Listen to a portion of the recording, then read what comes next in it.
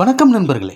தினமும் ஒரு ரயிலை பற்றி பார்த்துட்ருக்கோம். அந்த வகையில் நம்ம இன்னைக்கு பார்க்க போகிறது தொடர்ச்சியாக கன்னியாகுமரியிலிருந்து புறப்படக்கூடிய ரயில்களை பற்றி தான் பார்த்துட்ருக்கோம்.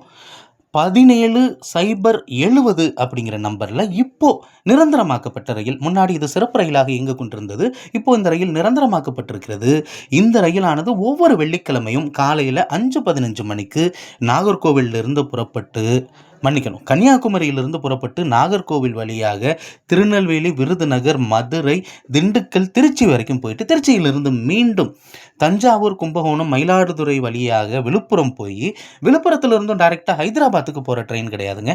அங்கேருந்து திருவண்ணாமலை, வேலூர் கண்டோன்மெண்ட் வழியாக காட்பாடியில் இருந்து இந்த ரயிலானது திருப்பதி போய் திருப்பதியிலிருந்து கூடூர், நெல்லூர் வழியாக இந்த ரயிலானது மறுநாள் வெள்ளிக்கிழமை காலையில் 5:15 புறப்படுற ரயில் சனிக்கிழமை பிற்பகல் 2:30 மணிக்கு ஹைதராபாத்துக்கு போகக்கூடிய நிரந்தர ரயில் இந்த ரயில் மட்டும்தான். கன்னியாகுமரியிலிருந்து ஹைதராபாத் போகணும் அப்படின்னா இந்த ட்ரெயினை நம்ம பயன்படுத்திக்கலாம். அது மட்டும் இல்லாமல் தஞ்சாவூர்லேருந்தும் நம்ம ஹைதராபாத் போகணுன்னா இந்த ட்ரெயினை பயன்படுத்திக்கலாம். அடுத்த வீடியோவில் வேறொரு ரயிலோட பார்ப்போம்.